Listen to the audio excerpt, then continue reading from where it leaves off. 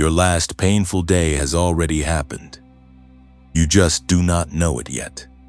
The season that nearly broke you, the one that had you questioning everything you believed about God, about yourself, and about your future, that season breathed its final breath before you even pressed play today. What you are about to receive is not a motivational message. It is not a spiritual pep talk designed to make you feel good for a few hours before life hits you again. What is happening right now, in this very moment, is an intervention from heaven itself. God stopped what he was doing to find you here. And the fact that you are here, listening to these words, is not a coincidence. It is a divine appointment written long before the foundations of this earth were laid. You have been feeling it, have you not? Something is changing inside you. Not in the way that you chose or planned. Not in the way that makes sense when you try to explain it to the people around you. It is happening beneath the surface, in places that no doctor can scan, and no therapist can fully name. Your body is shifting. Your rhythms are changing. The way you wake up, the way you sleep, the way food tastes, the way certain rooms feel too loud, and certain conversations feel like they are draining something sacred from your chest. You have noticed it, and deep down, beneath all the confusion and all the uncertainty, something in you knows that this is not random. Something in you knows that what is happening to you right now is the fingerprint of God moving in territory that only He can reach. You were created for a moment like this, not for comfort, not for ease, but for the kind of transformation that only comes when God Himself decides that a vessel is ready to be remade. And that is precisely what is happening to you. Heaven is not observing you from a distance right now. Heaven is actively at work, inside the cellular structure of who you are. The shifts you have been feeling in your body are not signs of sickness. They are signs of preparation. They are the evidence of a God who does not simply call people from the outside, but who rearranges them from the inside out, down to the breath in their lungs and the beat in their chest. You may have tried to explain away what has been happening to you. You may have told yourself it is stress, or age, or the weight of life pressing down too hard. But hear this clearly. God does not need your understanding to accomplish His work inside you. He did not ask your permission before He began. He simply began. Because chosen ones do not elect themselves. They are elected. And the one who elected you decided long ago that the kind of work He planned to do in your life would require a preparation so deep and so thorough that even your own body would have to be recruited into the process. Think about what happens when a woman carries new life within her. Her entire body reorganizes itself around that life. Things that were fixed begin to shift. Her center of gravity changes. Her appetite changes. The way she sleeps changes. Her emotions move like weather patterns she never experienced before. She did not choose those changes. They came because something greater than herself was growing inside her. And that is what God is doing in you right now. He is growing something so significant inside of you that your body is being asked to reorganize itself around the weight of what He has placed within you. You are not falling apart. You are making room. There is a passage in the book of Isaiah, chapter 40, verse 31, that says, "Those who wait upon the Lord shall renew their strength. They shall mount up with wings as eagles. They shall run and not be weary. They shall walk and not faint." You have been waiting. Some of you have been waiting in pain that had no name, waiting through silence that felt like abandonment, waiting through nights that stretched into years. But heaven kept that scripture close to your file. Every day that you held on, heaven was watching. And now the word of renewal is not approaching you. It has arrived. It arrived the moment you found this message. It arrived because your waiting period is transitioning into your walking period.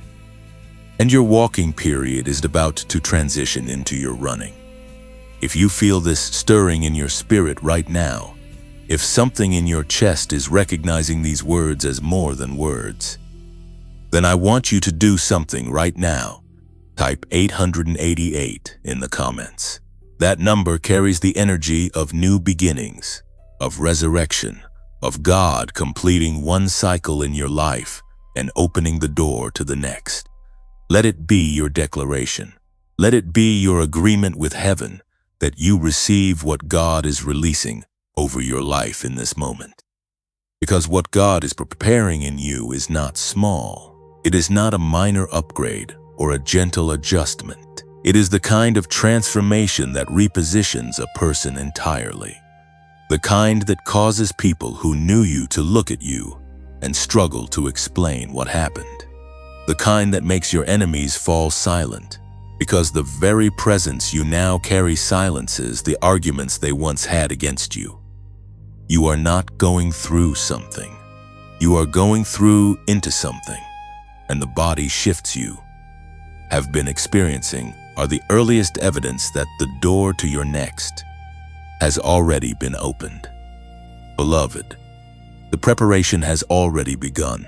You did not start it. You cannot stop it, and you would not want to, because what God is building inside you right now is exactly what you have been crying out for in those private moments when no one else was listening. He heard every one of those moments, and He is answering with everything He has. Something remarkable is happening to the way you sleep. You have noticed it, even if you have not had the language to describe it fully. The nights are different now. You close your eyes and somewhere between 10 and 3 in the morning, something pulls you awake.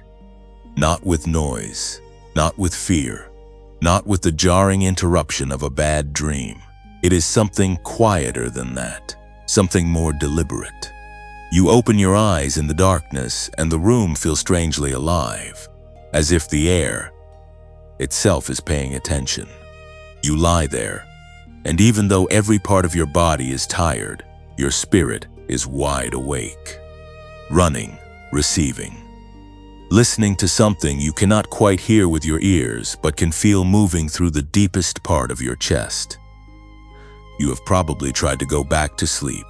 You have shifted positions, checked the time, told yourself that you have a long day ahead and that you need the rest. But sleep does not come. Not right away. Sometimes not for an hour. And in that space between wakefulness and rest, something happens inside you that you cannot fully account for when morning comes. You wake up with thoughts you did not have the night before. You wake up with clarity about situations that were murky just hours earlier. You wake up with a sense, however fragile, that something was worked out while your body was still. Something was settled in a courtroom you never entered consciously. Something was decided in your favor in a chamber you did not know you had access to. This is not insomnia. Do not let anyone convince you that what is happening in your nights is a malfunction. What you are experiencing in those early morning hours is one of the oldest forms of divine communication, known to Scripture. God does not only speak through sermons and scripture readings and moments of intentional prayer. He speaks in the night seasons. He has always spoken in the night seasons. In the book of Job, chapter 33, verses 14 through 16, the word declares that God speaks once, yes, twice, yet man does not perceive it. In a dream, in a vision of the night when deep sleep falls upon men, while slumbering on their beds. Then he opens the ears of men and seals their instruction. He opens the ears of men and seals their instruction. Not suggests, not whispers and hopes they catch it. He seals it. He places it so deeply inside the architecture of a person that it cannot be undone by the noise of the day that follows. What God is sealing in you during those midnight hours is instruction for the assignment that is coming. And the assignment that is coming is larger than anything you have yet carried. It requires preparation that cannot happen in the daylight hours, because the daylight hours belong to the noise of the world. The notifications, the demands, the voices of people who need things from you, the scrolling and the planning and the managing of a life that sometimes feels like it is held together by sheer willpower. God knows that if He tried to download into you during those hours, you would be too distracted to receive it fully. So He waits. He waits until the world goes quiet. He waits until the distractions fall away. He waits until it is just you and Him and the darkness and the stillness. And then He begins. And this is the part that should make something settle in your chest right now. The fact that God is interrupting your sleep means He considers the installation worth the interruption. You do not wake someone up in the middle of the night to tell them something trivial. You do not press pause on a person's rest to deliver a message that could wait. When heaven reaches into your sleep and pulls you awake at 2 in the morning, it is because what needs to be communicated cannot be postponed. It is because the season you are entering requires a level of spiritual intelligence that must be deposited now, while you are still in the preparation phase, before the door of your assignment swings open and you are required to walk through it fully equipped. Think about the prophet Samuel. He was a young boy sleeping in the temple when the voice of God came to him in the night. He did not recognize it at first. He ran to Eli, thinking it was the old priest calling his name. And Eli, wise as he was, told him, "Go back, lie down, and if he calls you again, say, 'Speak, Lord, for your servant hears.'" And that is exactly what God is training you to do in those midnight moments. He is training you to lie still and say, "Speak, Lord, for your servant hears." He is cultivating in you a posture of receptivity that most people never develop, because most people roll over and reach for their phone instead of reaching for the presence that woke them up. What if the next time you wake at 2 or 3 in the morning with that strange sense of alertness, instead of fighting it, you welcomed it? Instead of trying to force your way back to sleep, you simply lay there and opened your heart to whatever heaven needed to place inside you.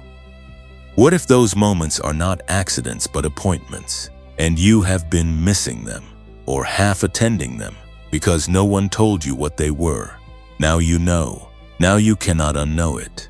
And that knowing changes everything about how you will approach the nights that are still ahead of you. Your sleep is not being stolen. It is being sanctified. There is a difference between a thief taking something from you and a father reshaping something in you. The enemy steals, God transforms. And what God is doing in your sleep cycles right now is a transformation so significant that years from now, when you are standing in the fullness of what He has called you to, you will look back on this exact season and understand that the nights were classrooms. The 3 in the morning wake-ups were lectures. The holy restlessness that kept you lying in the dark with spirit humming was God sitting beside you, teaching you things that no seminary could have taught and no mentor could have imparted, because what He was giving you was not information. It was impartation. And because this channel exists for people who are in the middle of exactly this kind of season, people who are being prepared in ways they do not yet fully understand, we want to say something to you from a place of genuine gratitude. If something in this message has resonated with you, if it has named something you have been carrying without words, a simple like on this video goes a long way in telling heaven and this community that this kind of message matters.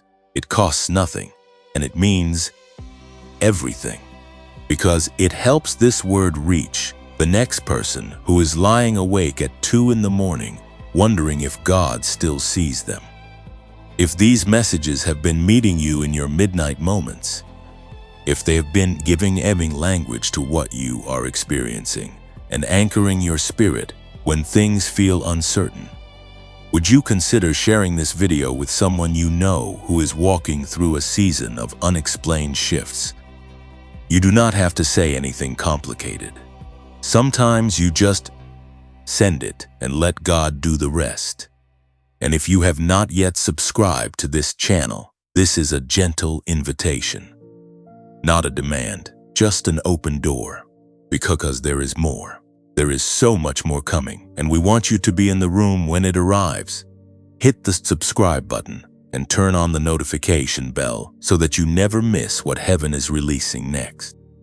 And to those of you who have found real value in this ministry, who feel that these messages have been a lifeline in seasons where very little else made sense, we want you to know that this channel is sustained by the faithfulness of people just like you. If you would like to partner with us in keeping this ministry alive and reaching the people who need it most, we have placed a support link in the description below. Every contribution is completely voluntary.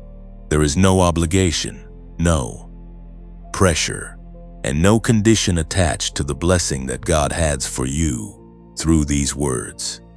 Whether you are able to give or not, we are grateful beyond measure that you are here, that you are listening, and that you are choosing to stand in faith during a season that has not been easy. That alone is enough. You being here is enough. Now let the truth of this section settle into your bones. Your disrupted sleep is not evidence that something is wrong with you. It is evidence that something is right with you. God does not interrupt the rest of people He has no plans for. He does not pull awake the souls He has set aside for ordinary living. The midnight stirring is a mark of the chosen. It is the calling card of a God who has decided that the person lying in the dark in the quiet hours of the early morning is someone worth waking up, someone worth speaking to, someone whose ears He has decided are ready to receive instruction that will alter the course of not just their life, but the lives of every person they are called to touch. You are being taught in the night. You are being shaped in the silence. And when morning comes, though you may feel the tiredness in your body, there is something in your spirit that feels strangely fed, strangely fortified, strangely more prepared than you were the night before. That is not imagination. That is the fruit of a divine encounter that your conscious mind may not fully remember, but that your spirit received completely. The download happened. The instruction was sealed, and the one who sent it is already preparing the circumstances in your waking life that will cause what was deposited to activate at exactly the right moment. There is a heaviness that has been visiting you. You have felt it settle into your shoulders like something physical, like a weight that has no clear origin and no obvious explanation. You wake up carrying it. You go through your day carrying it. And sometimes, in the quieter moments when the noise of life softens enough for you to actually check in with yourself, you realize that the weight has not lifted. It has simply become familiar. You have learned to move through your hours with it, the way a person learns to walk with a stone in their shoe, adjusting your gait, compensating, pretending it is not there, because stopping to address it feels like something you do not have the luxury of doing right now. And people have noticed. Not the weight itself, because no one can see it, but the evidence of it on your face, in the way your eyes carry something heavier than your words, in the way you sometimes pause mid-sentence as if something beneath the surface just pulled your attention downward. Some of them have asked if you are okay. And you have said yes. Because what else do you say? How do you explain to someone that you are not sad exactly, not broken exactly, not sick exactly, but that you are carrying something that feels larger than yourself, something that presses on your chest in the hours before dawn and sits quietly behind your eyes. When you are trying to concentrate on the ordinary demands of your day, here is what nobody told you. Here is what most people who are walking through what you are walking through right now never get to hear from someone who understands. That weight is not yours. It was never yours in the way you have been treating it. You have been carrying it as if it originated inside you, as if it is a product of your own weakness, or your own unresolved pain, or your own failure to pray enough, or trust enough, or surrender enough. But the weight you have been feeling is not the weight of your own life pressing down on you. It is the weight of intercession. It is the burden of a calling so significant that God has allowed you to feel in your physical body a portion of the spiritual reality of the people and the purposes He has assigned to your life. In the book of Romans, chapter 8, verses 26 and 27, Paul writes that the Spirit Himself makes intercession for us with groanings which cannot be uttered, and He who searches the hearts knows what the mind of the Spirit is, because He makes intercession for the saints according to the will of God. The Spirit of God groans on behalf of those who cannot yet find words for what they carry. And sometimes, in the lives of people God has chosen as carriers of His purposes, that groaning does not stay in the invisible realm. It becomes embodied. It takes up residence in the physical frame of a chosen vessel and makes itself known as a heaviness, a pressure, an exhaustion that rest alone cannot resolve. You are not depressed. You are not falling apart. You are not losing your mind or your faith or your grip on reality. You are groaning under the weight of something that was placed inside you by God Himself, and that groan is not a sign of weakness.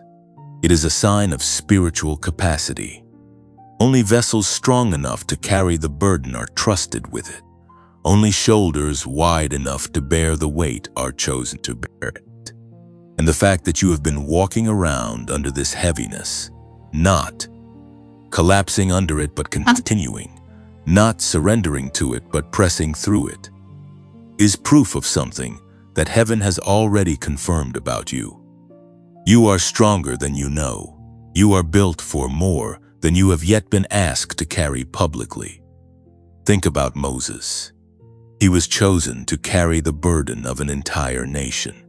And the weight of that calling was so significant that there came a moment when even his arms could not stay raised. In Exodus chapter 17, during the battle against Amalek, as long as Moses held up his hands, Israel prevailed. But when he let his hands down, the enemy gained ground. His arms grew heavy, not because he lacked faith, not because he lacked devotion, but because the weight of what God had called him to carry was beyond the capacity of any single pair of human arms held up in isolation. It required Aaron and Hur to come alongside him, one on each side, and hold his arms up until the going down of the sun. The weight was real. The exhaustion was real. And God did not remove the calling because the vessel felt the heaviness of it. God provided support. And this is what God is doing even now in your situation. The weight you are feeling is not a signal that the calling is too much for you. It is a signal that God is about to position people around you. Aaron figures and Hur figures who will stand beside you and help you hold up what heaven has placed in your hands. You have been trying to carry this alone. You have been pressing through the heaviness in isolation, not wanting to burden anyone else, not quite trusting that anyone else would understand the particular texture of what you are walking through. But the season of isolated carrying is ending. What is coming next involves community and covering, and the kind of spiritual partnership that allows burdens to be shared without being diminished. But there is something else in the heaviness that deserves to be named. Because not all of what you are carrying is the weight of calling. Some of it is the weight of grief, and God is not asking you to pretend otherwise. Some of what has settled into your chest is the accumulated weight of losses that did not come with proper funerals, relationships that ended without closure, versions of yourself that had to be surrendered without ceremony, futures you had imagined that did not materialize the way you expected. These losses are real. The grief attached to them is real. And God is not standing at a distance, tapping his foot impatiently, waiting for you to get over it and get moving. He is standing close. He is standing in the middle of the weight with you. He is the God who in Psalm 34 verse 18 is described as close to the brokenhearted and who saves those who are crushed in spirit. He is not repelled by your heaviness. He is not frustrated by it. He is not looking at the weight you carry and reconsidering whether he chose the right person for this assignment. He is present in it. He is working through it. He is using the very weight that has nearly flattened you as the material from which he is building something in your character and your compassion and your capacity for his purposes that could not have been built any other way. The things God forms in the place of heaviness are not formed anywhere else. The qualities of depth and tenderness and unshakable faith that mark the lives of the truly great carriers of his purposes are never developed in seasons of ease. They are pressed out like oil from an olive in the seasons of weight. And the oil that is being pressed out of you right now is not going to be wasted. Every tear that has accompanied the heaviness, every night that the weight felt unbearable, every morning you got up under the pressure of something you could not name, all of it has been producing something of extraordinary spiritual value. The oil of your pressing is what God will use to anoint the next chapter of your life. The very substance of your suffering is becoming the substance of your ministry. The depth of what you have carried is becoming the depth from which you will speak to other people who are carrying things they cannot name. And your words will reach them in ways that no one who has never known this weight could ever reach them. So do not despise the heaviness. Do not fight it as though it is entirely an enemy. Some of it needs to be laid down, yes. Some of it was never yours to carry, and God is making room for you to release it into his hands. But the portion of it that is sacred, the portion that is the weight of calling, and the pressure of preparation, and the groaning of a spirit that is expanding to hold more of God than it ever has before, that portion is not a burden to be escaped. It is an honor to be received.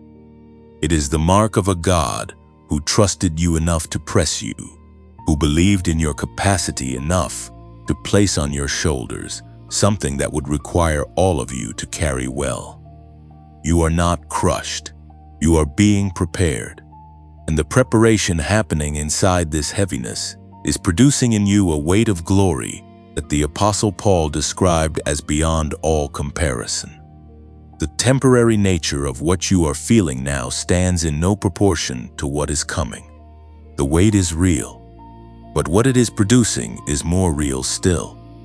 You have walked into rooms lately and felt something shift, not in the room itself, not in anything you could point to and name for someone standing beside you, but in you. Something inside you responds to environments now in a way that it never used to.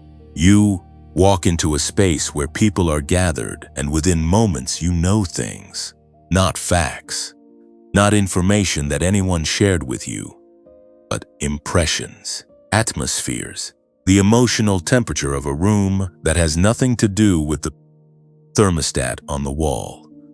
You can feel when something is off, when there is tension beneath the surface of smiling faces, when the peace in a place is performed rather than genuine. You can feel when a person is carrying pain they have not disclosed to anyone. You can feel when darkness has been given access to a space that looks perfectly ordinary from the outside. And this has been disorienting, because it was not always like this. There was a time when you could move through crowds and conversations and social environments without this level of awareness pressing against you from every direction.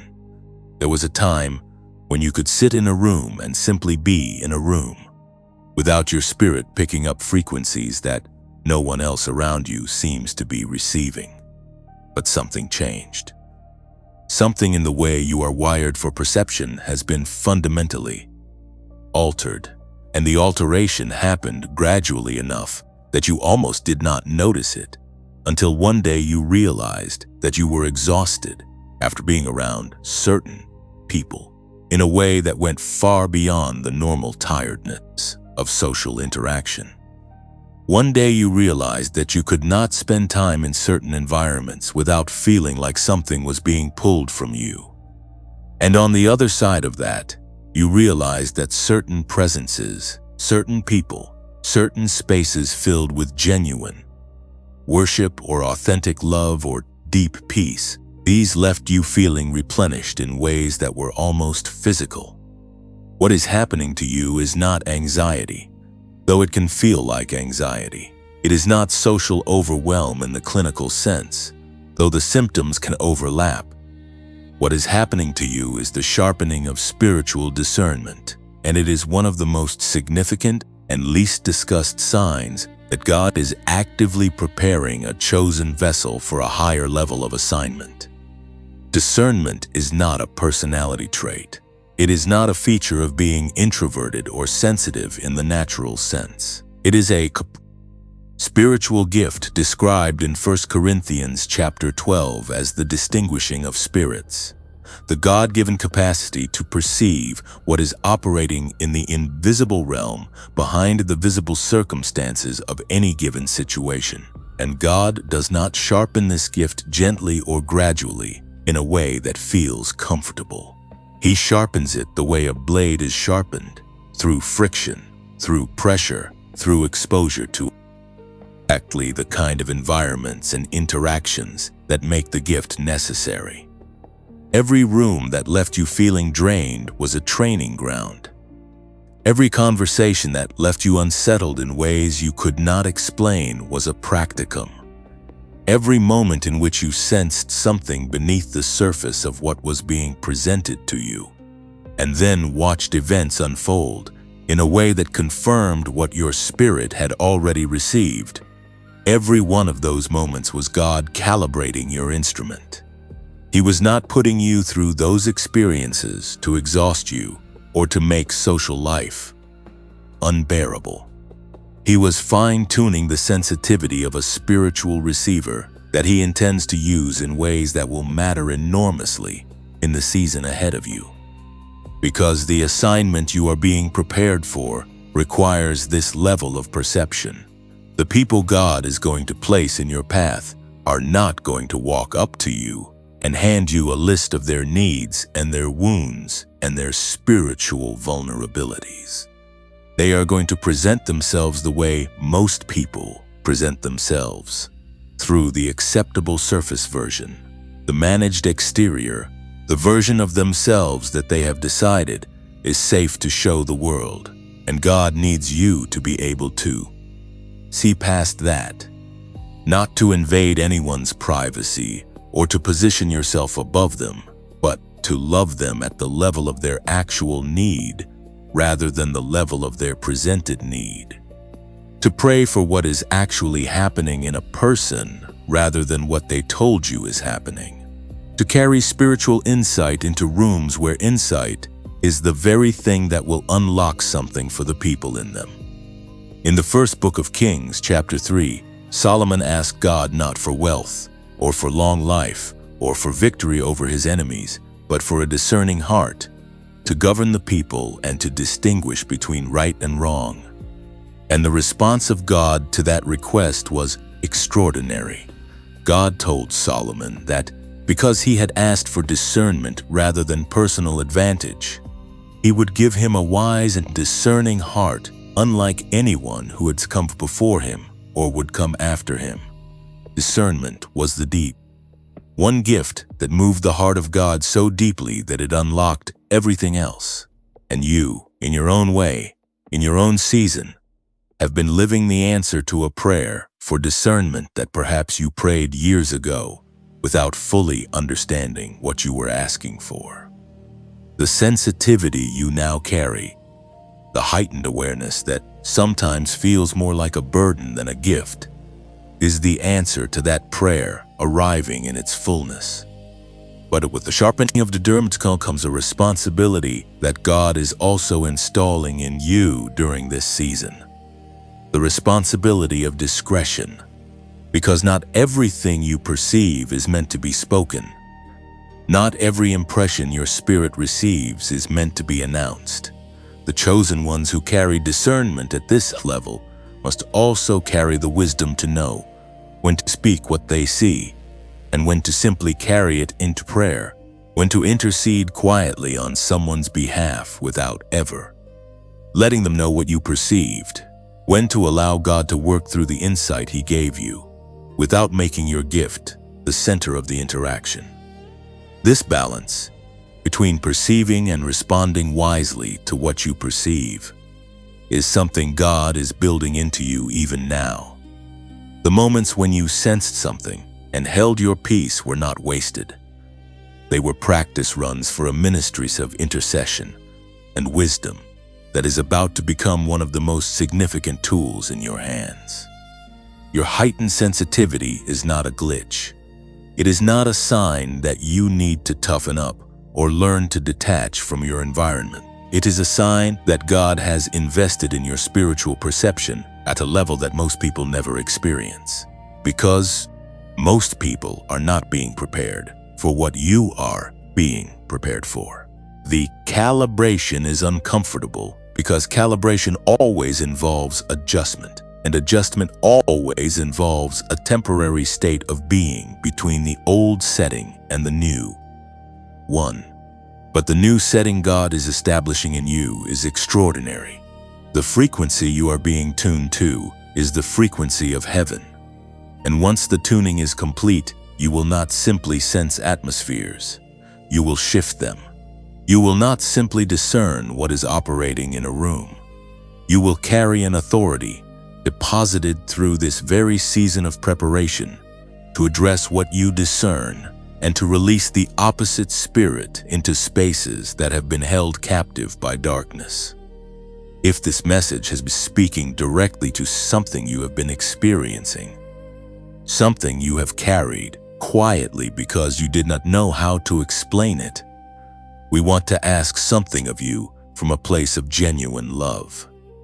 Share this video with someone in your life who has been feeling what you have been feeling, who has been walking through this kind of heightened sensitivity and wondering what it means. You might be the person God is using to hand them the language they have been searching for. And if this channel has been a place of consistent nourishment for your spirit, a simple like on this video and a subscription to the channel is one of the most meaningful ways you can say to God and to the community that this kind of ministry matters to you.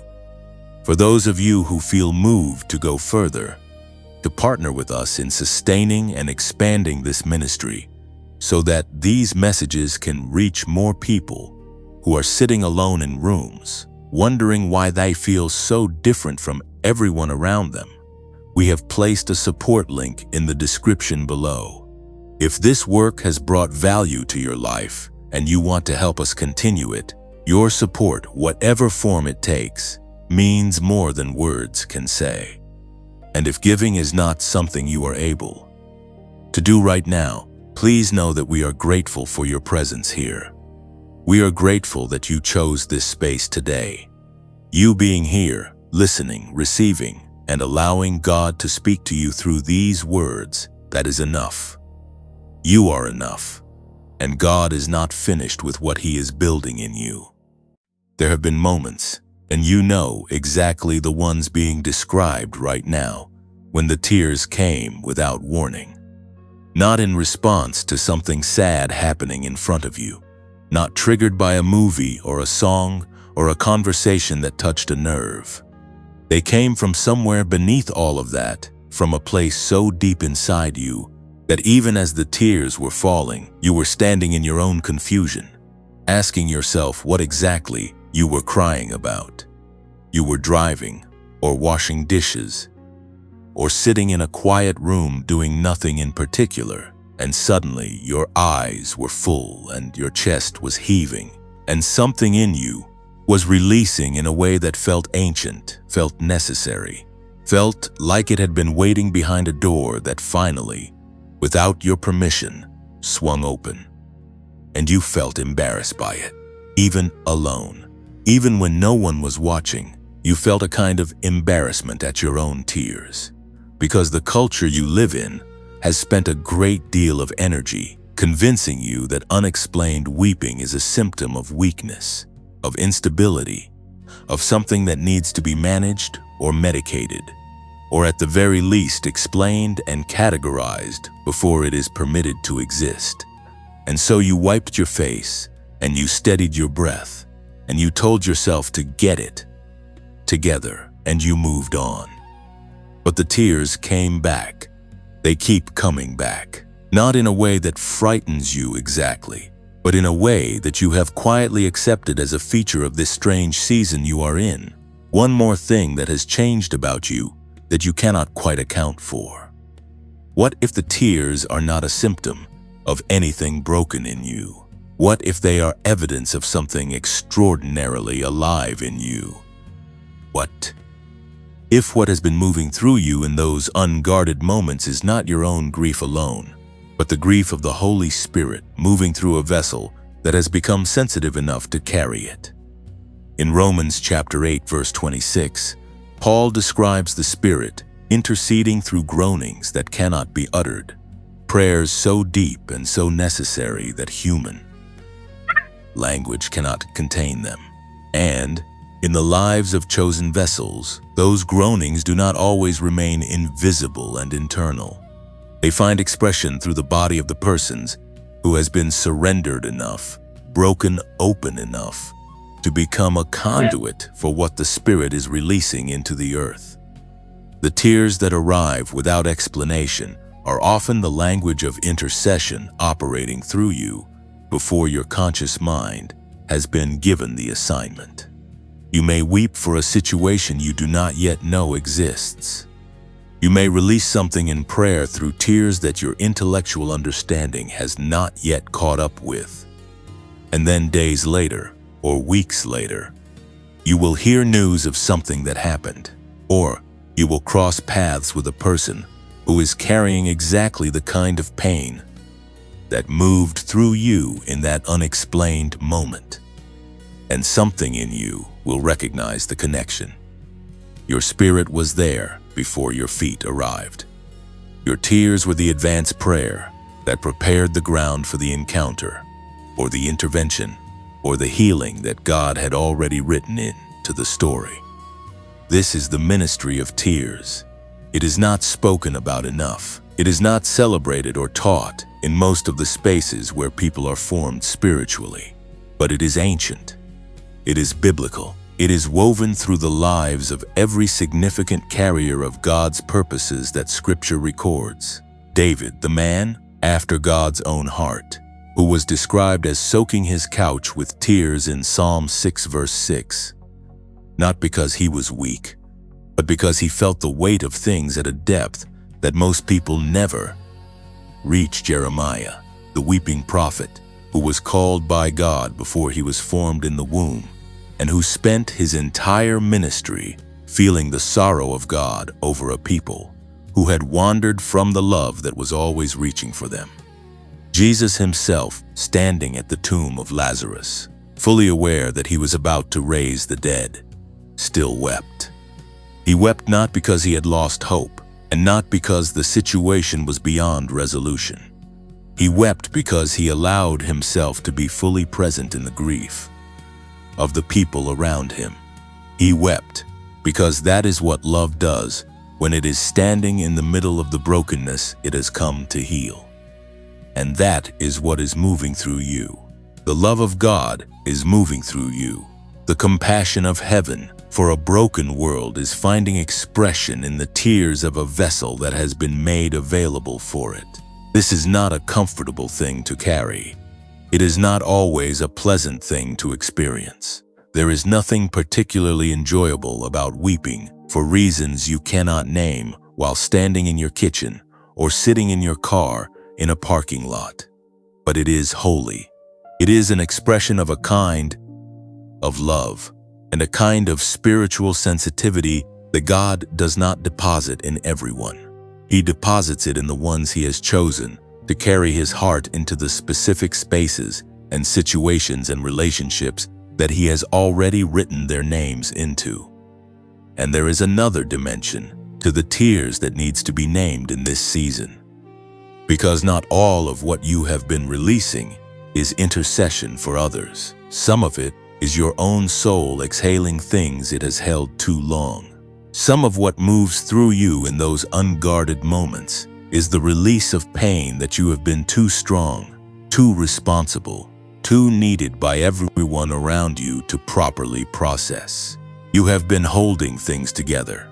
You have been the steady one, the capable one, the one who showed up for everyone else, while quietly tucking your own grief into pockets that were never meant to be permanent storage.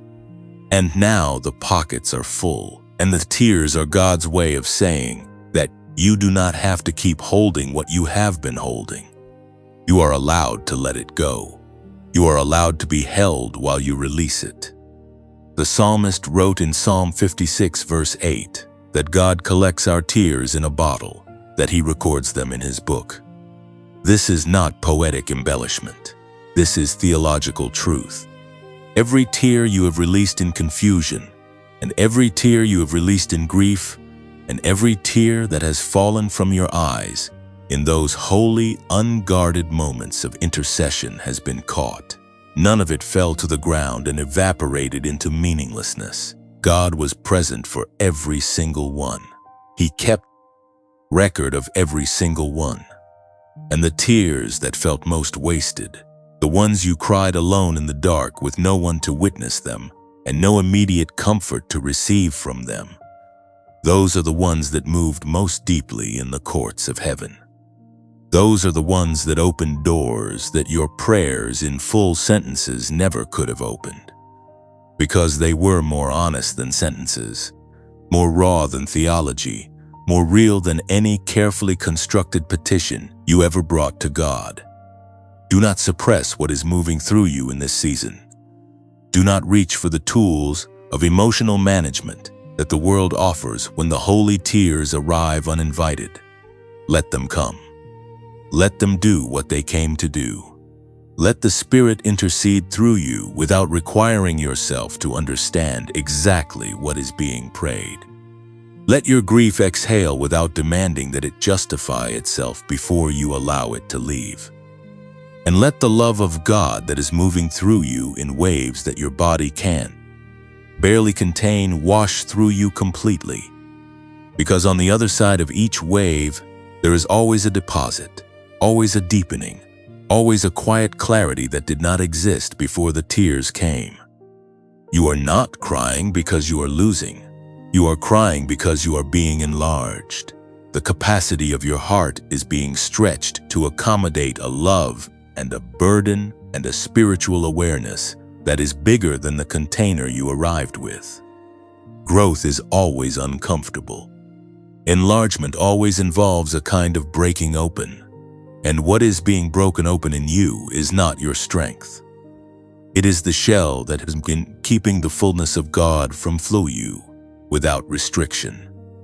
The tears are the evidence that the shell is finally giving way. And what is being released as it does is not weakness. It is the river of God, finding at last a vessel broken open enough to let it flow. There is a hunger in you that food cannot reach. You have sat down at tables that once satisfied you and found yourself eating without tasting, going through the motions of a meal while something deeper in you remained completely untouched by what was on the plate. It is not that your appetite for physical food has disappeared entirely, though for some of you even that has changed in ways that have concerned you. It is something more specific than that. It is the awareness, growing stronger with each passing week of this season, that there is a part of you that is starving for something that no restaurant can serve and no kitchen can prepare. A hunger that wakes with you in the morning and follows you through your day and sits beside you in the evening when the world quiets down and you are finally alone with yourself and the reality of what you are carrying. You have tried to feed it with the things that used to work. You have reached for entertainment and found it hollow. You have scrolled through content that once held your attention and felt nothing but a vague dissatisfaction. A sense that you were standing outside a window, looking in at something that everyone else seems to be enjoying, but that leaves you completely cold. You have sought distraction and found that distraction no longer has the power over you that it once had, because something in you has grown past the level at which distraction can satisfy. You have reached for the company of people who once energized you and found that even their presence, as welcome as it is, does not touch the particular ache that has settled into the center of your being. And this has frightened you a little, because if the things that used to nourish you no longer nourish you, and if the hunger persists regardless of what you reach for, then what exactly are you supposed to do with it? The answer is not what the world would give you. The world would tell you that a persistent hunger that cannot be satisfied by ordinary means is a problem to be solved, a deficiency to be diagnosed, a gap to be filled with the next product or program or relationship or experience that promises to be the thing that finally makes you feel whole. But what is happening in you is not a deficiency. It is a graduation. God has been quietly removing your appetite for the things of this world and replacing it with a hunger for Himself so specific and so insistent that it can only be satisfied at one table. The table He describes in Psalm 23 as prepared before you in the presence of your enemies, the table of His presence, the feast of His word, the communion of His Spirit moving through yours in a way that requires no ingredient that earth can provide. Jesus said in the book of John chapter 6 verse 35, "I am the bread of life. Whoever comes to me shall not hunger, and whoever believes in me shall never thirst." And He said in Matthew chapter 5 verse 6, "Blessed are those who hunger and thirst for righteousness, for they shall be satisfied." This hunger you are carrying is a blessed hunger. It is the hunger of a soul that has tasted enough of God to know that nothing else will do. It is the ache of a spirit that has been enlarged by this season of preparation to a size that only God Himself can fill. And the fact that the ordinary things no longer satisfy you is not a sign that you are broken or that you've lost your capacity for joy. It is a sign that your capacity has grown beyond what those ordinary things were ever designed to fill. Think about what happens when a child grows. The meal that fully satisfied them at 5 years old no longer covers the hunger of the same child at 15. Not because the meal has become worse or because the child has become ungrateful, but because the child has grown into a larger body that requires more substantial nourishment. The hunger is proportional to the growth. And your spiritual hunger right now is proportional to the growth that God has been orchestrating in you through this entire season of shifting and preparation. You have grown, you have been enlarged. And the meal that satisfied the version of you that existed before this season began is simply not enough anymore for the version of you that is emerging from it. And here is what God is doing with that hunger. He is using it as a navigation system, because the hunger that cannot be satisfied by ordinary things will inevitably drive a person toward the extraordinary source that can satisfy it. When everything else fails to fill the ache, the soul eventually stops looking horizontally and starts looking upward. When entertainment loses its pull and distraction loses its power, and even the best of human companionship cannot touch the particular depth of what you are feeling, you are left with only one direction to turn. And that direction is the one God has been trying to orient you toward through this entire season. The hunger is a compass, and the compass is pointing home. There is a moment in the 15th chapter of Luke, in the story of the prodigal son, that captures this perfectly. The young man had taken his inheritance and spent it on everything the world offered. He had filled his life with every distraction and pleasure available to him. And then, it was all gone. And he was left hungry in a foreign land, so hungry that he was willing to eat what the pigs were eating, so hungry that he had lost all pride and all pretense about his condition. And it was in that hunger, in the very extremity of his emptiness, that the scripture says he came to himself. He came to himself. The hunger brought him home. The unsatisfied ache that no earthly table could resolve was the very thing that turned his feet back toward his father. And when he arrived, still rehearsing his speech about no longer being worthy to be called a son, his father was already running toward him, already calling for the robe and the ring, already preparing the feast. That is the feast that is being prepared for you. Not the feast of a person who has it all together and arrives at the table of God with their dignity intact and their theology perfectly sorted. The feast of a person who arrived hungry enough to receive everything, empty enough to be filled completely, broken open enough by the joy to appreciate every element of what is being placed before them. Your hunger is not your shame. It is your invitation. It is the credential that grants you access to a table that the self-sufficient and the self-satisfied never find, because they are never hungry enough to look for it. And as you sit with this hunger, as you stop fighting it and start following where it leads, you will discover something extraordinary. The hunger itself begins to change in character. What begins as an aching emptiness starts to become a holy expectation. What begins as a desperate need starts to become a reverent longing.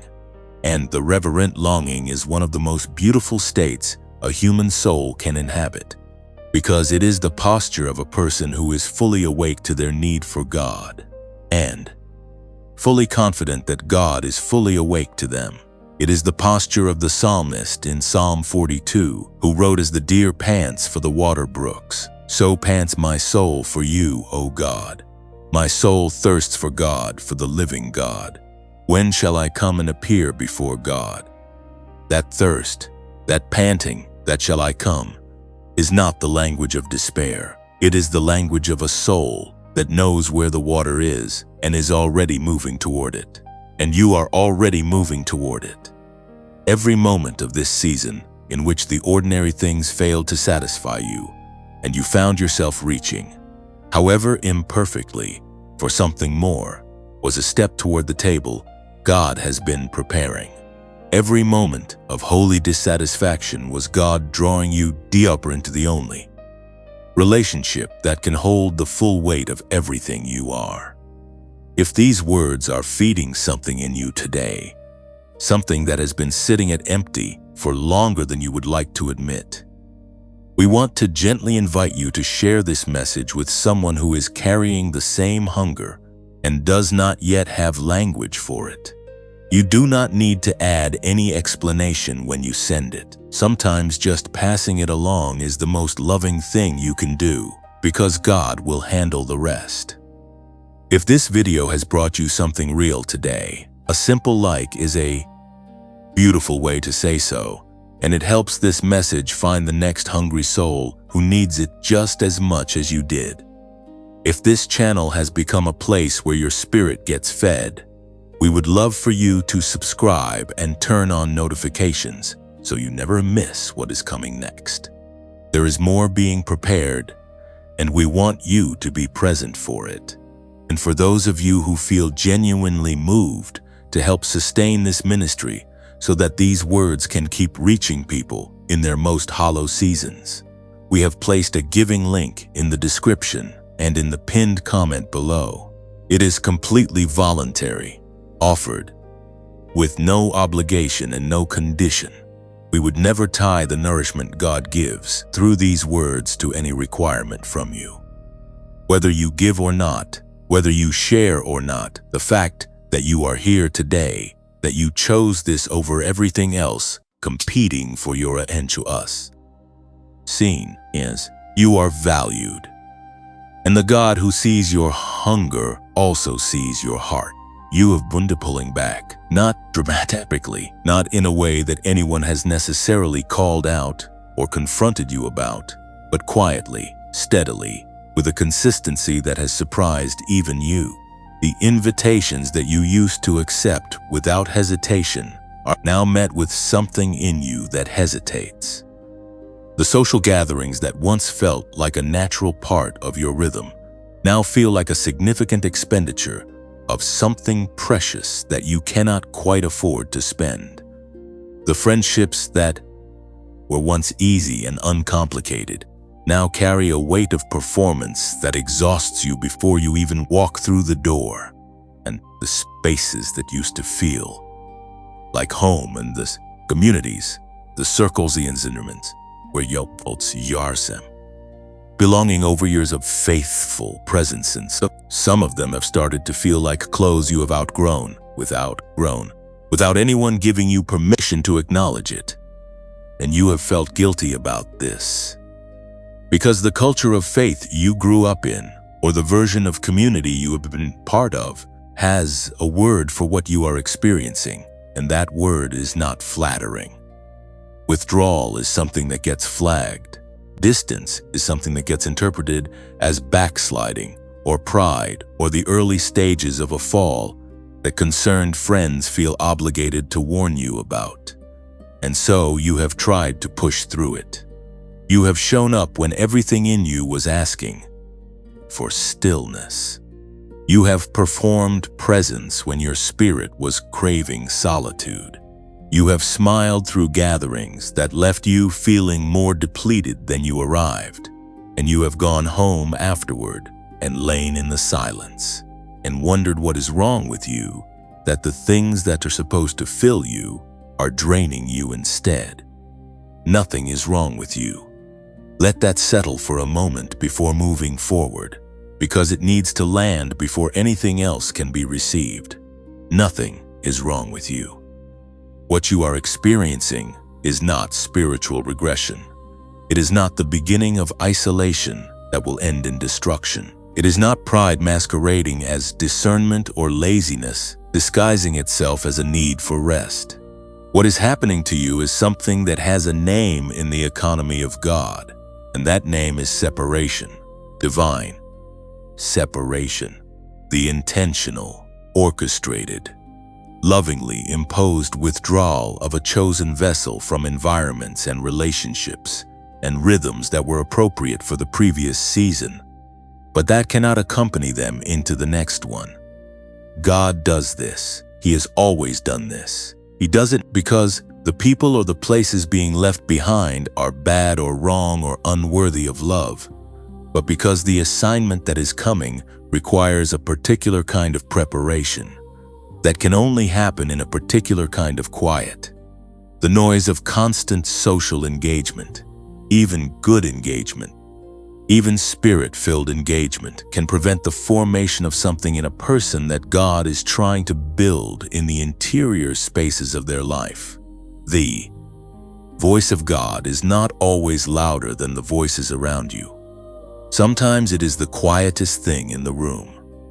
And if the room is always full and the noise is always present, and the demands of relationship are always pulling your attention outward, you will miss the most important thing being said in the most important season of your formation. Look at the pattern throughout Scripture, and you will see it repeated in the life of every person who was being prepared for something significant. Moses spent 40 years in the wilderness of Midian before he encountered the burning bush. 40 years of obscurity and silence and distance from the Egyptian court that had formed him and the Hebrew people he was ultimately called to lead. Those 40 years were not wasted.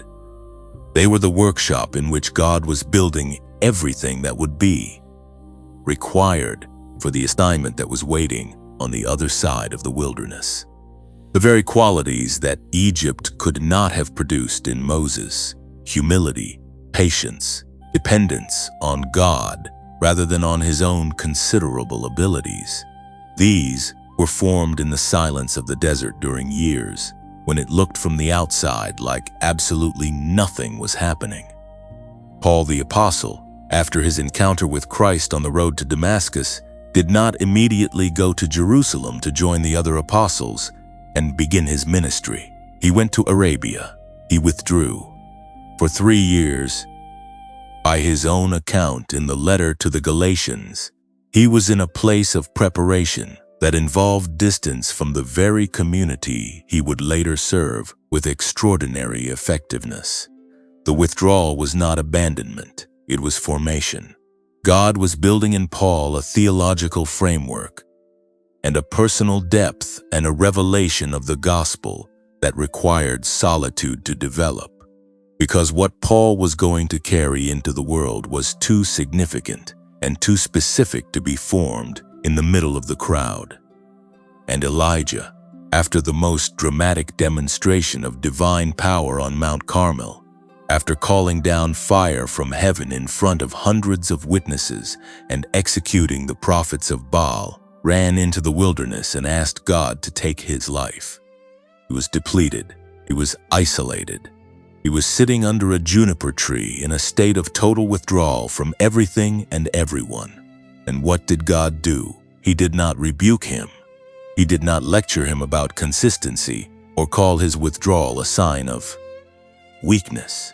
He sent an angel to feed him twice, and then he called him to a journey, 40 days on the strength of that food, to the mountain of God, to Horeb, where God passed by not in the earthquake, and not in the fire, and not in the great wind, but in a still small voice.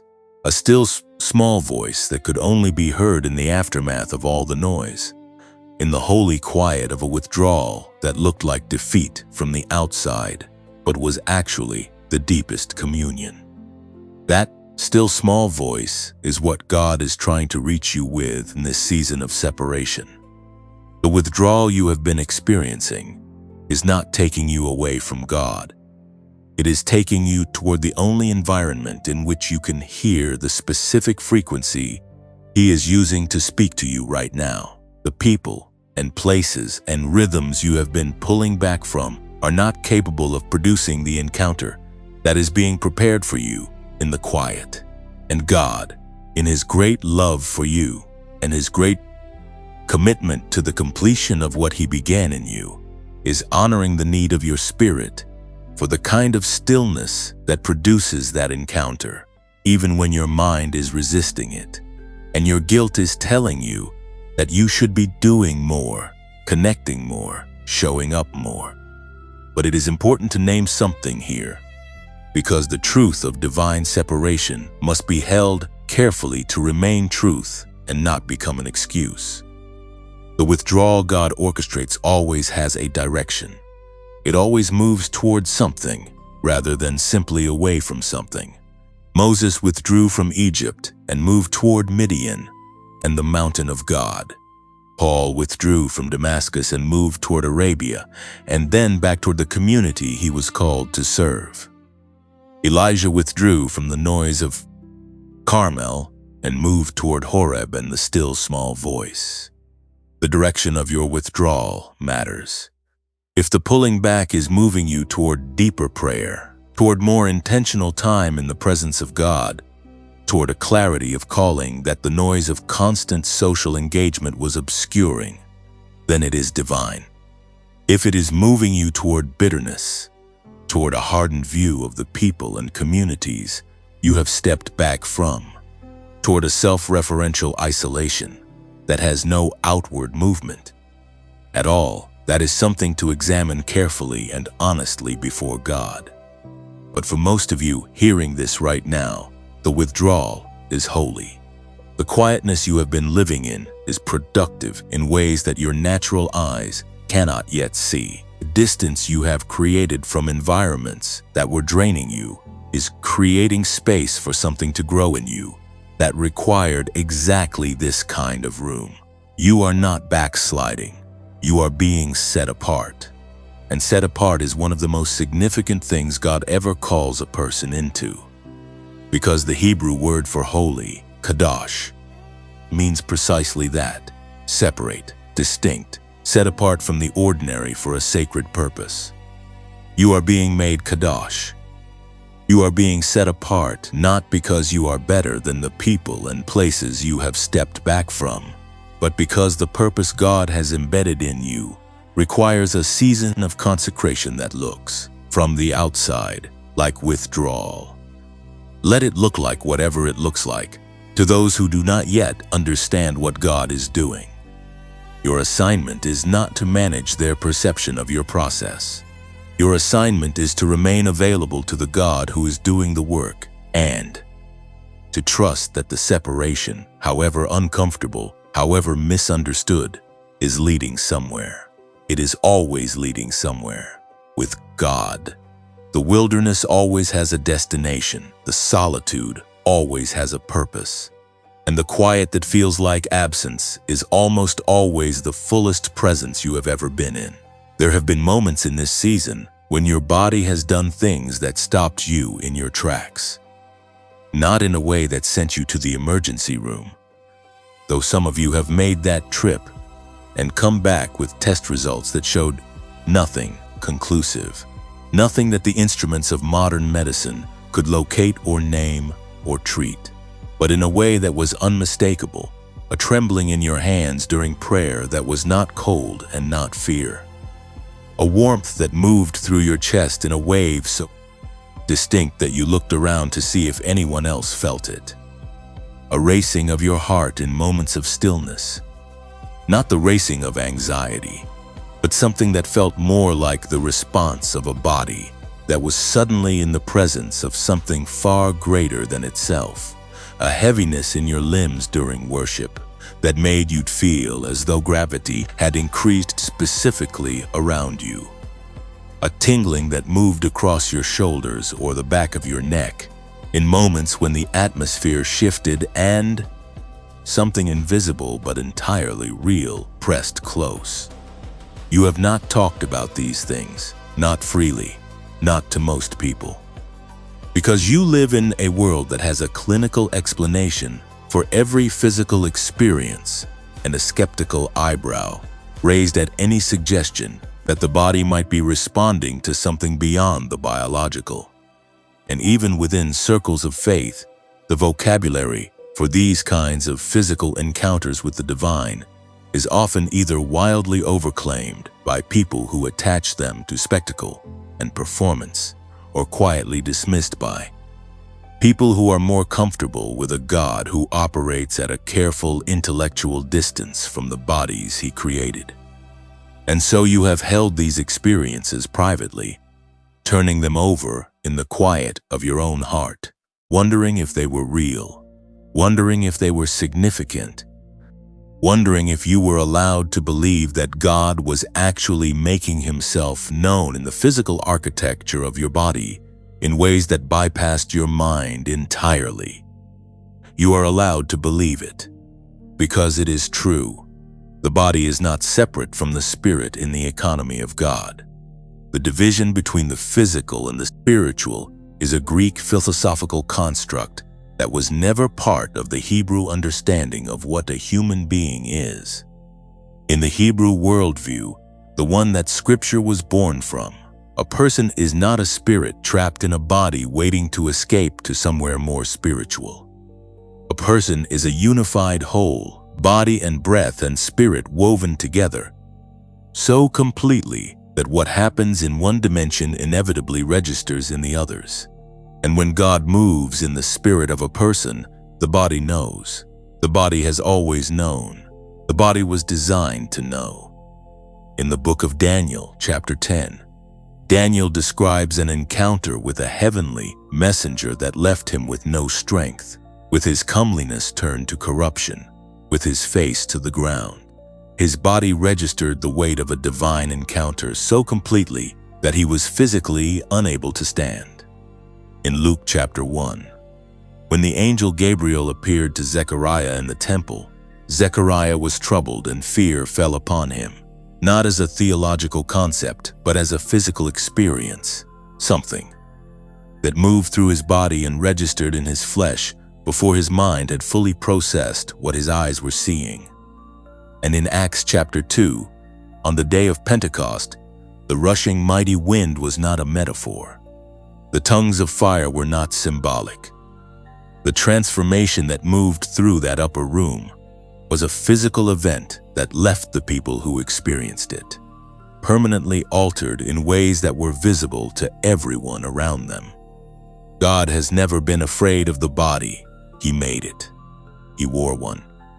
Jesus was not a spiritual apparition who appeared to have flesh and bones while actually remaining at a safe distance from the physical world. He was born through the physical process of human birth. He grew in the physical process of human development. He ate and slept and wept and felt the heat of the sun and the exhaustion of long days of ministry in a body that was fully, uncomplicatedly human. And he rose from the dead in a body, not in spite of having a body, but through it, in it, as a permanent statement that the physical is not beneath the dignity of God, but is in fact the chosen vehicle through which he chose to make his most significant entrance into human history. So when God is at work in you in this season of preparation, it should not surprise you that the preparation is registering in your body. The trembling in your hands is the response of a frame that is being trusted with power. It has not yet learned to hold without shaking.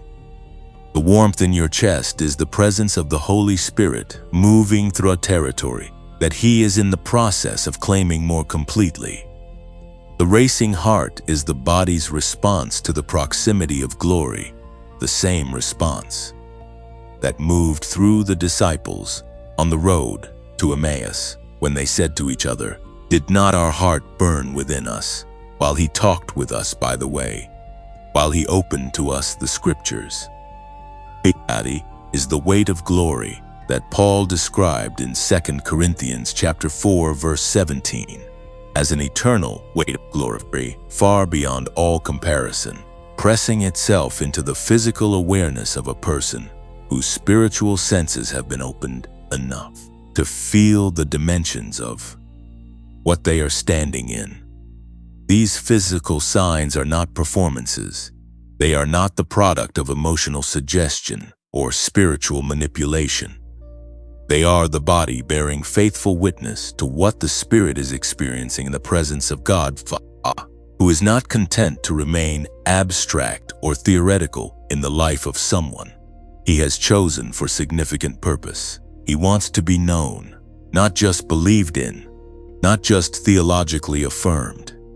Known in the way that the Apostle Paul described in Philippians chapter 3 verse 10 when he wrote that his consuming desire was to know Christ and the power of his resurrection and the fellowship of his sufferings, beings conformed to his death. That kind of knowing is not a head knowledge.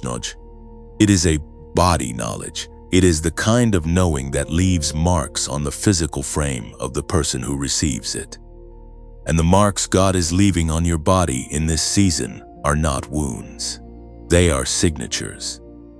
They are the evidence of his hand moving through territory that he is preparing for the weight of what he is about to place inside it. A vessel must be strengthened before it can carry what is coming. A frame must be prepared before it can hold the glory that is being deposited.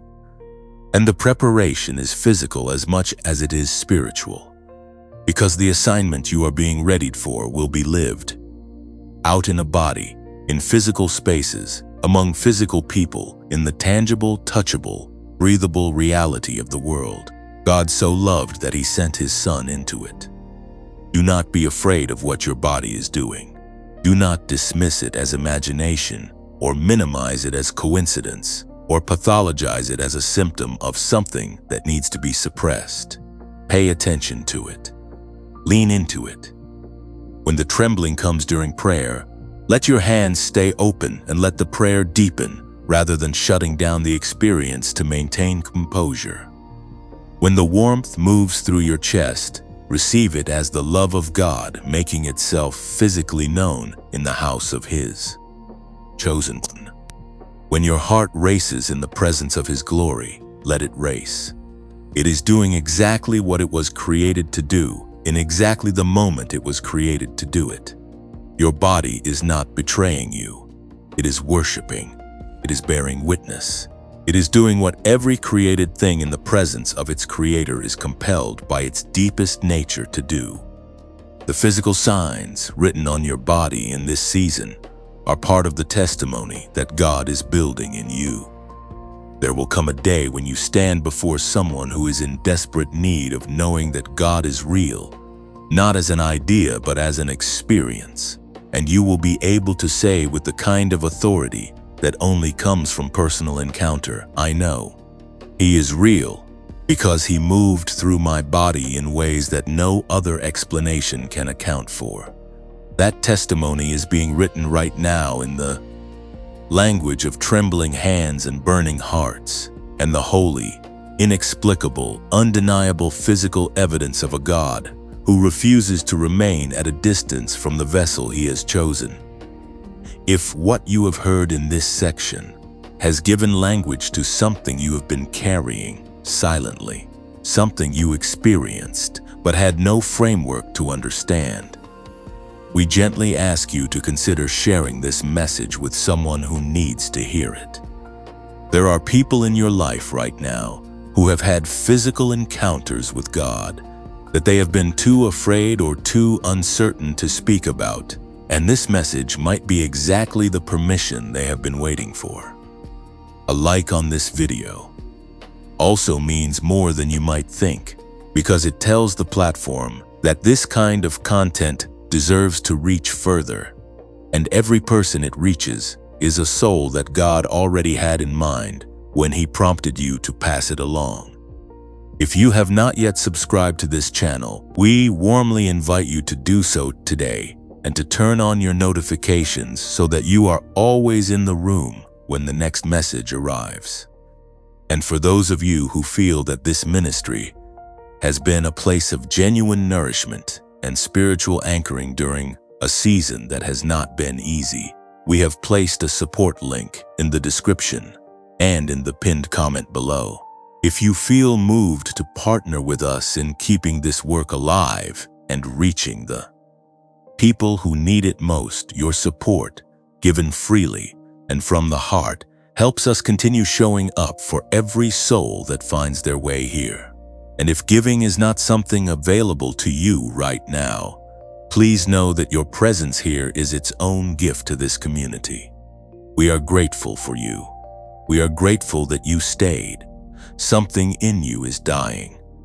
And before that statement lands with the weight of dread or the chill of something unwelcome, let it be reframed entirely, because the dying that is happening in you right now is the most hopeful thing that could possibly be occurring in this season of your life. It is not the dying of your purpose. It is not the dying of your calling or your faith or your future. It is the dying of the version of you that was never meant to make it to where you are going. It is the necessary, intentional, divinely orchestrated death of everything in you that belonged to the chapter that is closing, so that what belongs to the chapter that is opening can emerge without the weight of the old holding it back. You have felt it happening. The things that used to define you are loosening their grip. The identities you wore for years, the roles you played, the labels you accepted, the version of yourself that you presented to the world, because it was the version the world rewarded, or the version that kept the peace, or the version that felt safe enough to inhabit without risking too much. That version is becoming increasingly difficult to sustain. Not because you have failed at being it, but but because you have grown past it. Because the God who formed you before the foundation of the world is reclaiming the territory of your identity that you gave away to expectation and performance, and the quiet, persistent pressure of becoming what everyone around you needed you to be. And the shedding of those old identities is not painless. Let no one tell you otherwise. There is a grief in becoming your true self that is as real as any other grief you have ever carried. Because the old version of you, however limited, however ill-fitting, had people attached to it, had relationships built around it, had a social ecosystem that functioned on the assumption that you would continue to be the person you had always been. And when you begin to change in ways that are genuine, rather than performed, some of those relationships shift. Some of those people become uncomfortable.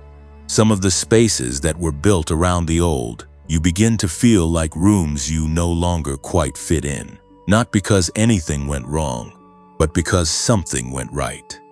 Something in you is going gloriously, irreversibly right.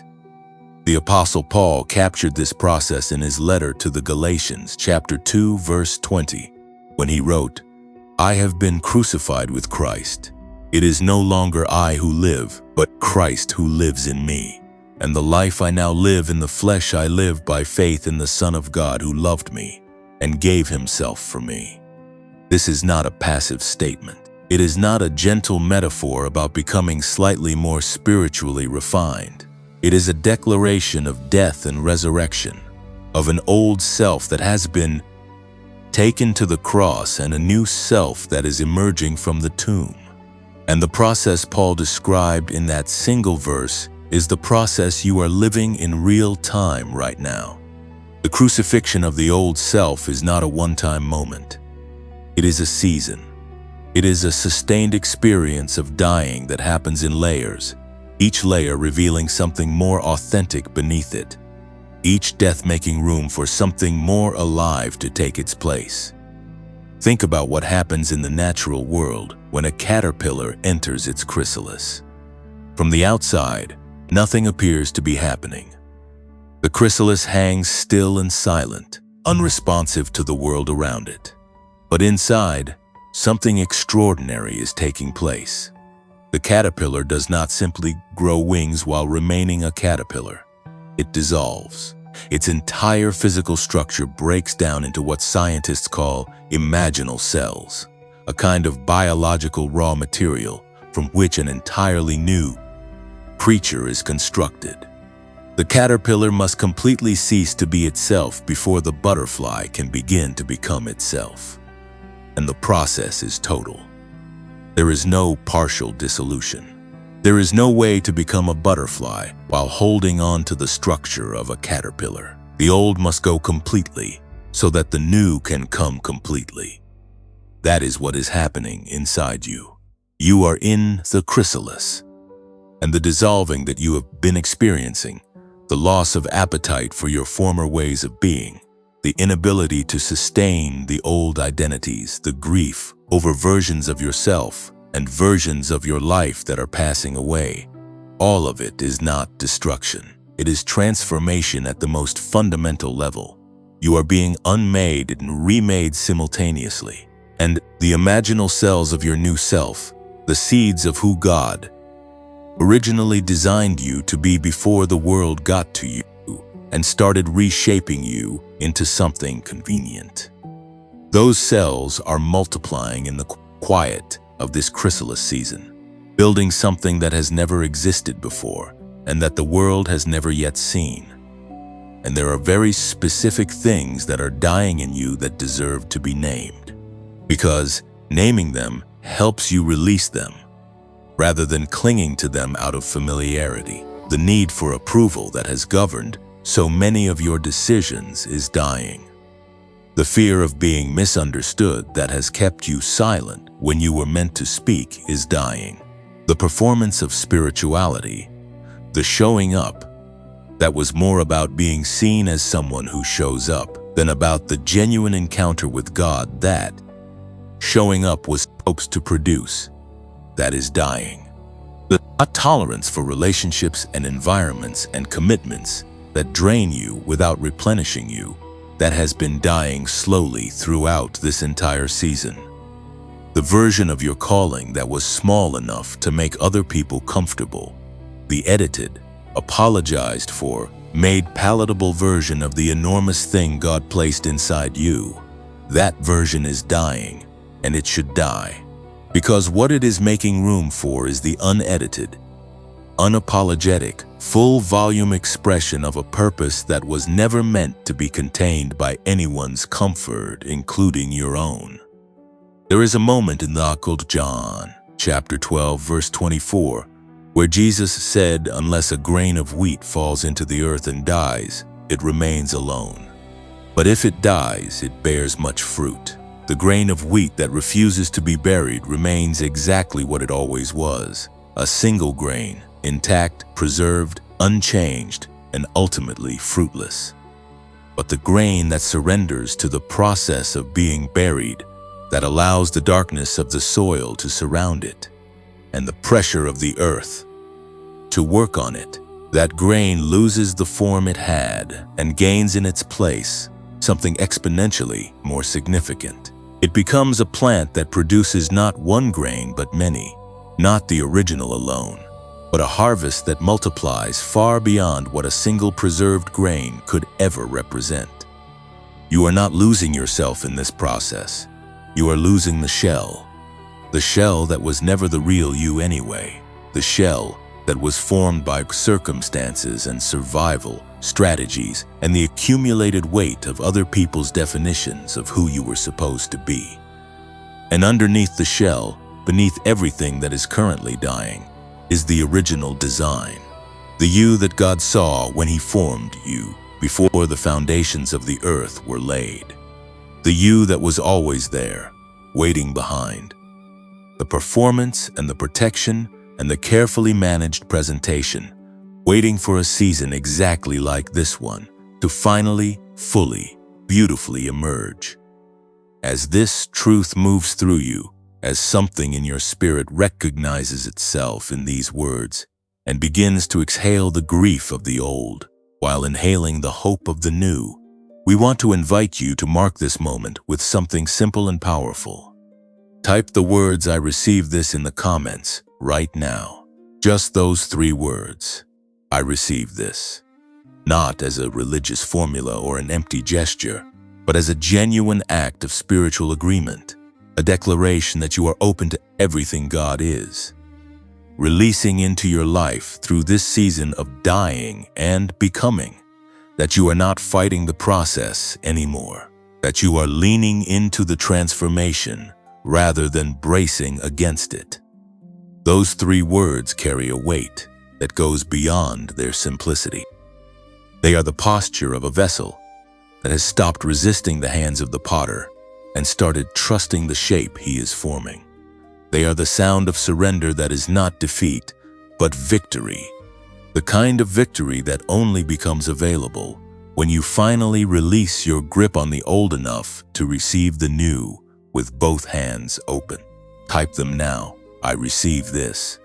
And let it be your agreement with the God who has been working in you all along, through every layer of dissolution, toward the fullness of everything He saw in you before you were born. You have made it here, not just to the final section of this message, but to this exact moment in your life, this precise point, and in the journey where everything that has been shifting and stirring and breaking open inside you is beginning to resolve itself into something you can almost see clearly. And the fact that you still are here, still listening, still leaning in after everything this season has required of you, says something about you that heaven has already noted with great attention. You did not quit. You did not walk away when the weight became unbearable. You did not abandon the process when the process stopped feeling like blessing and started feeling like pressure. You stayed, and staying in a season like the one you have been walking through is itself an act of extraordinary faith. Every shift your body has experienced in this season has been leading to this moment of clarity. The disrupted sleep was not random. The unexplained heaviness was not punishment. The tears that arrived without warning were not weakness. The hunger that food could not satisfy was not emptiness without purpose. The withdrawal from familiar spaces was not backsliding. The physical signs written on your body were not malfunction. The dying of the old you was not loss. Every single one of those experiences, taken together, forms a single coherent sentence that heaven has been writing across the canvas of your life in this season. And the sentence reads, I am preparing you for something you have never carried before, and I need every part of you to be ready when the moment arrives. The moment is arriving. Not somewhere in the distant future that requires more years of waiting and more seasons of invisible preparation. It is arriving now.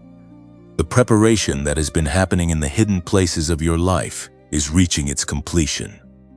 The formation that God has been doing in the dark, in the midnight hours, in the silence of your withdrawal, in the holy dissolution of everything that needed to die, that formation is producing something that is ready to emerge. The chrysalis is at its limit. The breaking open is imminent. And what comes out on the other side of this final threshold is not the person who entered the preparation.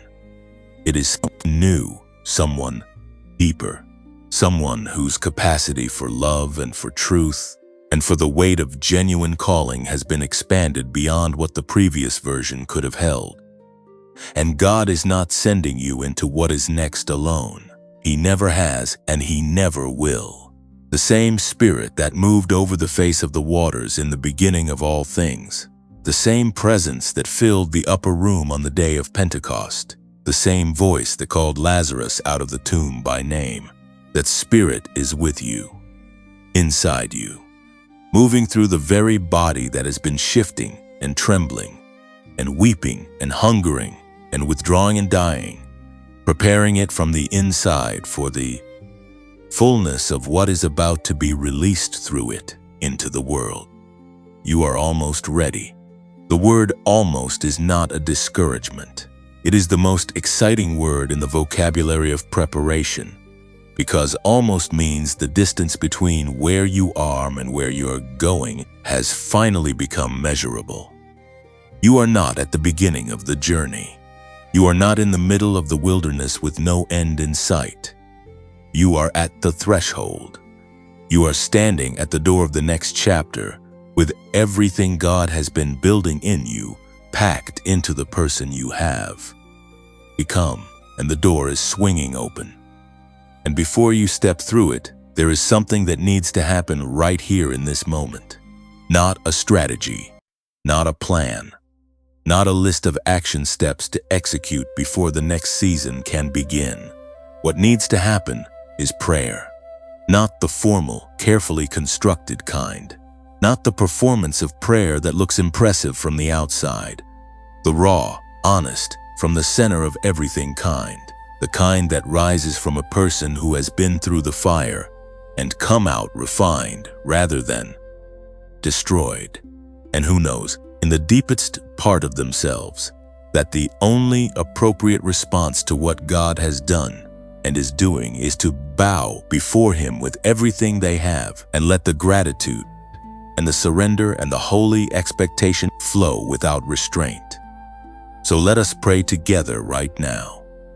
If you are willing, place your hand on your chest. Feel the beat of the heart that God has kept beating through every season that tried to stop it, and receive these words as your own. Father, I come before you not with performance and not with pretense, but with the honest reality of who I am after everything this season has produced in me and required of me. I thank you for the shifts I did not understand. I thank you for the weight I could not explain. I thank you for the tears that came without warning and the hunger that could not be satisfied by anything this world offered. I thank you for the nights you woke me up to speak to me, and the silence you wrapped around me to form me. I thank you for letting the old me die so that the real me could finally live. I receive everything you have been preparing in me. I receive the calling you have embedded in me. I receive the anointing you have been pressing out of me through this season of crushing. I say yes to the assignment. I say yes to the next chapter. I say yes to the fullness of what you saw in me before I was born. Have your way in me, Lord. Have your complete and unhindered way. In the name of Jesus, amen. That prayer just shifted something. Whether you felt it or not, whether the atmosphere around you changed visibly or quietly, something moved in the spirit when those words were released. You are not the same person you were when you pressed play today. You have received something. You have agreed to something, and heaven has recorded it. Now hear this final declaration over your life. You are not a casualty of this season. You are a product of it. Everything the enemy meant to use to break you has been recruited by God to build you. Every source of pain has become a source of depth. Every loss has created space for something greater to be received. Every night of weeping has produced a morning of clarity that daylight alone could never have given you. You are stronger than you were. You are deeper than you were. You are more ready than you have ever been. And the world that God is sending you into needs exactly the version of you that this season has produced. Not the polished, comfortable, undisturbed version, but the refined, broken open, resurrection-carrying version that is standing at the threshold right now. Your body will continue to shift as the new season takes hold. But the shifts will begin to feel less like loss and more like acceleration. Less like dissolution and more like emergence. Less like the dying you have been living through and more like the rising you have been promised. Because the same God who prepared you in the hidden place is waiting for you in the open place. And what He has in the open place for you is beyond what your eyes have seen, beyond what your ears have heard, beyond what has entered into the heart of a person waiting for the fullness of what God has prepared for those who love Him. Go forward, beloved. Go forward carrying everything this season built in you. Go forward without apology for the ways you have changed. Go forward without explanation for the version of yourself that is emerging. Go forward knowing that you are seen, you are chosen, you are prepared, and you are sent. The world is waiting for what only you can bring to it. And God has been making sure, through every shift and every ache and every holy disruption of this season, that when you arrive, you will be fully, completely, gloriously ready. If this entire journey through these 10 sections has moved something in you, stirred something that needed to be stirred, named something that needed to be named, we simply ask that you share this message with someone who is in the middle of their own season of shifting and does not yet know what it means. You might be the reason they do not give up. A like on this video is a small act that carries real weight, and we are genuinely grateful for every single one. And if you are not yet subscribed, today is a beautiful day to change that. Hit subscribe and turn on notifications because what is coming next on this channel is being prepared with the same love and intention as everything you received today. Now, there is something we want to share with you from the heart. This channel has had its monetization removed by YouTube, but we made a decision that has not wavered. We will keep showing up. We will keep creating. We will keep bringing these messages to every chosen one who needs them, not because there is financial reward in it, but because this is ministry, and ministry does not stop because the income does. If these messages have been a lifeline for you in this season, and you feel genuinely moved to help us keep this work alive, we have placed a giving link in the description and in the pinned comment below.